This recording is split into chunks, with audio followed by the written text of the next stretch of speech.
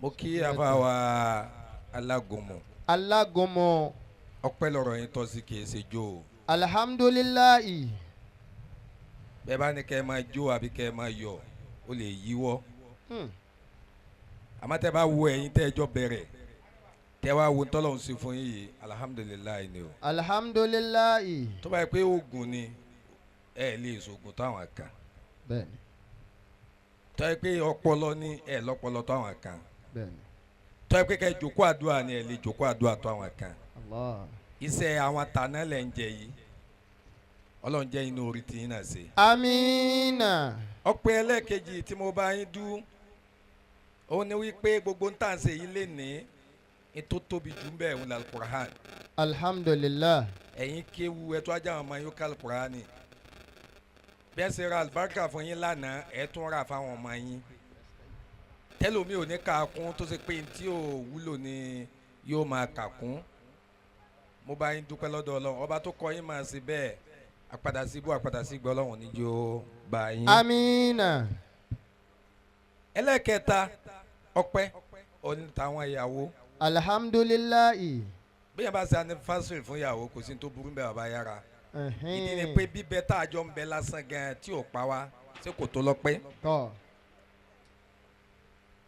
gẹ́gẹ́ bí obìnrin ṣe wá wà níṣẹ́ tó ṣe pé wọ́n yé pẹ́ nílé ọkọ kéèyàn wá máa ka ọdún méjì ọdún mẹ́wàá tóbìnrin ti délé ọkọ ó tó lọ́pẹ́ àbí ò tó lọ́pẹ́. Alhamdulillahi. àwọn ìyàwó náà wọ́n yé tún wá ṣe àgàn. Alhamdulillahi. wọ́n tún bímọ wọ́n tún bímọ láwọn ọmọ gidi. ó tó lọ́pẹ́ gbogbo tí ẹ̀ ń dúpẹ́ lélẹ́yìí lakala amdu wa nahamahu. Lakala amdu wa nahamahu. ala kulli ni'matin. Ala kulli ni'matin. Leisati kanu uju atadibu. ọpẹ́ ni àfàwọn alágúnmu. Lakala amudu. ẹ máa dúpẹ́ tẹ́ bá sùn. Lakale amudu. tẹ́ bá jí. Lakale amudu. tẹ́ bá wọṣọ. Lakale amudu. tẹ́ bá jáde lọ. Wana amawu. ìdẹ̀ra tó ṣe fún yín ó jọjú eré yín lọ. Wana amawu. ó ṣàánú yín gan. Wana amawu. kìí ṣe tówó ìtìjú tó fún yín ojú ogbó nǹkan lọ. Wana amawu. ìtẹríba tẹ́ ní ẹ lọ lè ní kó. Lakale amudu wana amawu. Walimulku rabbana. ọ̀pọ̀lọpọ̀ ẹni tí ń ṣubú lénìí kò sí ti mú wọn ṣubú bàbá àgbà yára ju yí pé àwọn tí wọ́n ti ga lánàá ń tẹ̀ wọ́n mọ́lẹ̀ ọlọ́run ní wọn náà sì wálẹ̀. La ilaha illallah. ọlọ́run wá ṣe é lóní tẹríba ó ṣe é lẹ́yìn tí máa ń pa àwọn èèyàn lẹ̀ ẹ má fi lẹ̀ ní ìṣẹ́jú méjì tó kù ẹ̀yin ẹlẹ́yà mo bá yín dúpẹ́ lọ́dọ̀ ọlọ́run. Alhamdulillahi. dáadáa kan lẹ́ ń ṣe lọ́kọ́ yín fi wò pé ẹ wọ́ọ̀tì nǹkan báyìí. Wallahi.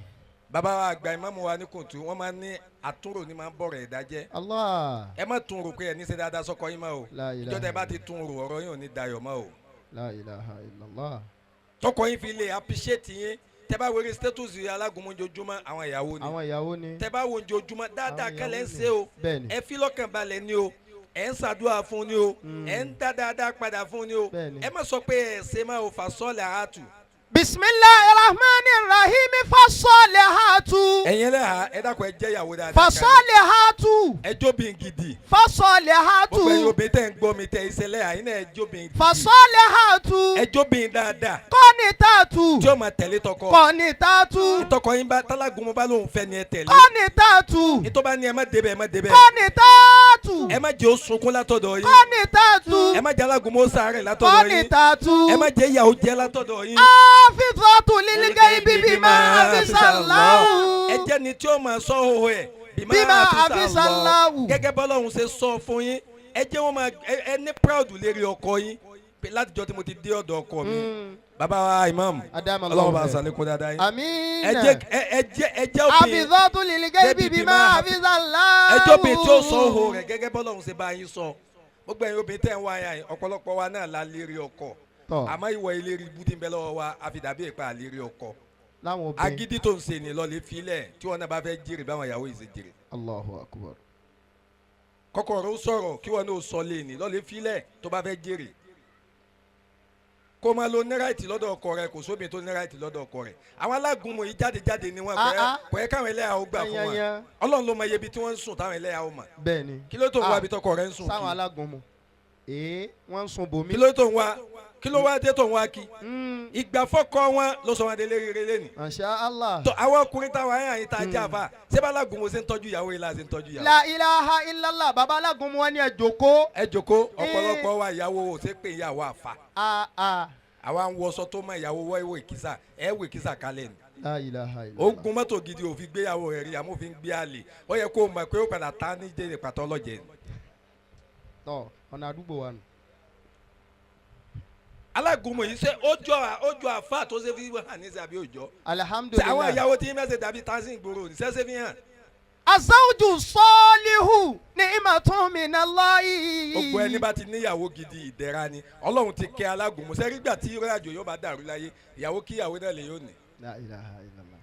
ọ̀pọ̀lọpọ̀ àwọn àfáà wa tí wọ́n ṣubú ṣé bíbí àwọn ìyàwó sì náà gbogbo ẹlòmíì náà tí ó rún mọ́ bí irú ẹnì kọ̀ọ̀kan wa náà tí ò lè sọ yìí ṣé báwọn ìyàwó ilé rí bú náà ni.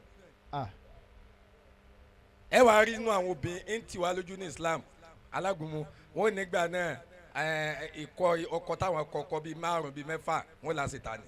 àṣetánì náà wọ́n máa ń parọ́ mọ́.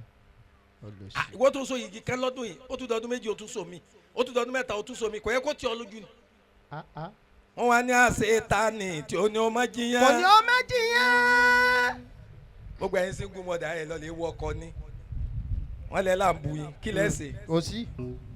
àwọn ìyàwó Alágúnmu ṣé wọn ò rí lọ́dọ̀ Alágúnmu ni. wàláì. ṣé àwọn ìyàwó Ajísáfẹ́ wọn ò rí lọ́dọ̀ Ajísáfẹ́ ni. bẹ́ẹ̀ni àwọn ìyàwó aláyàrá wọn ò rí lọ́dọ̀ wọn ni. àwọn ìyàwó tiwa náà ò rí lára tiwa ni. ìdára nù. ó wá ń kó ilé ọkọ kan bọ́ ilé ọkọ kan àṣetánì tí ó ní ọmọ jiyàn. ó ní ọmọ jiyàn. àṣetánì tí ó ní ọmọ jẹ̀kọ. ó ní ọmọ jẹ̀kọ.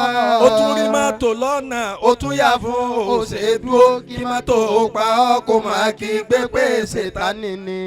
kó máa kí gbé pé ṣètánì ni. ọ̀pọ̀lọpọ̀ obìnrin inú Islam ẹ̀gbẹ́lẹ̀ ọkọ máa ẹ̀ ń tì wá lójú. tọ́. àwọn àfẹ́ ilé sòótọ́ fún yín torí owó tí wọ́n gbà lọ́wọ́ yín ẹ̀ ń dojú tì wá ẹ̀ ń yẹ̀yẹ́ Islam. bẹ́ẹ̀ni. Azawju salihu kansun lil mar'ati. gbogbo obìnrin ọkùnrin tó bá ti níyàwó gidi. kansun lil mar'ati. yóò dolówó kò sọgbọ́n náà Alágúnmu àṣírí ẹwà rẹ àwọn ìyàwó rẹ. Allahu akbar. máa ń sọ afẹ́. Azawju salihu rizqun minallahi. gbogbo ẹni bá ti níyàwó gidi rizqun minallah yóò máa lásìkí látọ̀dọ̀ Ọlọ́run kò ní pọ́blẹ́mù kankan ọ̀pọ̀lọpọ̀ àwọn àfáà tẹ́ ní pọ́blẹ́mù tí iṣẹ́ wọn ń já tọrọ òun òdo tí ń dojúrú àwọn ìyàwó ni. ìyàwó tó torí pé òun bá ọkọ òun jà tó wá pé gbogbo àwọn kọ́sítọ́mà rẹ̀ pé eléré ibú ni wọ́n èédú ni wọ́n ní máa ń lọ fún yàn èédú lọkọ mi máa ń lọ fún yín títí tó fi lé gbogbo wọn lọ tó fi sọ délé kìsà ṣébí lọrin náà. assalamu alaikum warahmatullahi wabarakatuh. ẹ lọ́kàn já gbé Ọlọ́run tóbi dáadáa àní mi máa sọ pé wájú oníjẹkújẹ yẹn lọ́pọ̀lọ́ tí máa ń sìn ra